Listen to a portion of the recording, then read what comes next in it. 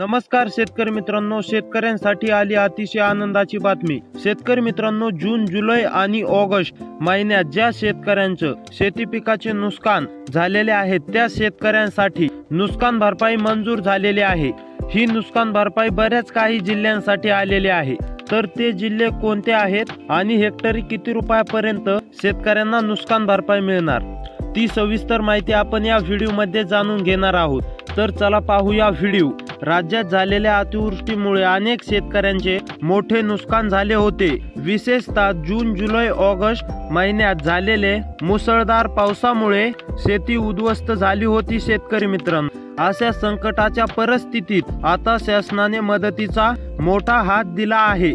परभणी, सांगली आणि सातारा, बीड अशा बऱ्याच काही जिल्ह्यासाठी अतिवृष्टी नुकसान भरपाईचा दुसरा टप्पा नुकताच मंजूर करण्यात आलेला आहे। शेतकरी मित्रांनो, यामुळे लाखो शेतकऱ्यांना मोठा दिलासा मिळणार असून ही भरपाईची रक्कम लवकरच थेट शेतकऱ्यांच्या बँक खात्यात जमा होणार आहे।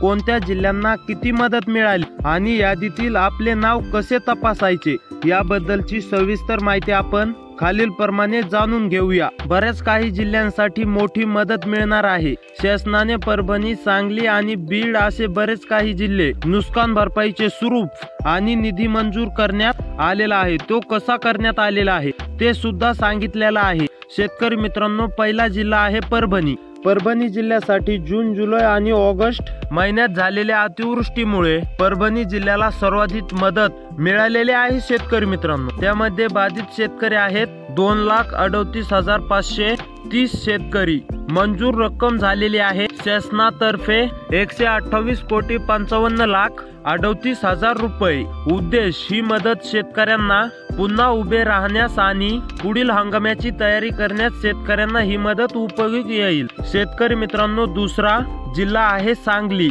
सांगली जिल्ह्यासाठी शेतकरी मित्रांनो बाधित शेतकरी ठरलेले आहेत 13,475 शेतकरी आणि मंजूर निधी झालेला आहे 7,45,00,000 रुपये।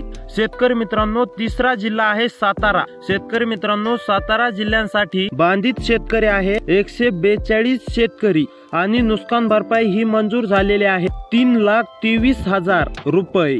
शेतकरी मित्रांनो, नुकसान भरपाई थेट खात्यात कशी जमा होणार ते बघूया आणि शेतकरी मित्रांनो यादीत नाव कसे तपासायचे ते सुद्धा पाहूया। शेतकरी मित्रांनो, शेतकऱ्यांची ही रक्कम थेट शेतकऱ्यांच्या खात्यात जमा होणार असल्याची या ठिकाणी डायरेक्ट मुख्यमंत्री देवेंद्र फडणवीस साहेबांनी दिली। तर आजपासून महाराष्ट्रातील संपूर्ण शेतकऱ्यांच्या खात्यावरती पैसे येण्यास सुरुवात होईल। तर असेच व्हिडिओ पाहण्यासाठी आपल्या चॅनलला सबस्क्राइब करा। भेटूया पुढच्या व्हिडिओमध्ये। आणि ज्या काही जिल्ह्यांमध्ये अतिवृष्टी, नुकसान भरपाई, पीक विम्याचे पैसे आलेले नाहीत त्या जिल्ह्याचं कमेंटमध्ये मला नाव टाईप करा। मी त्या जिल्ह्याची यादी काढून तुम्हाला सांगेल।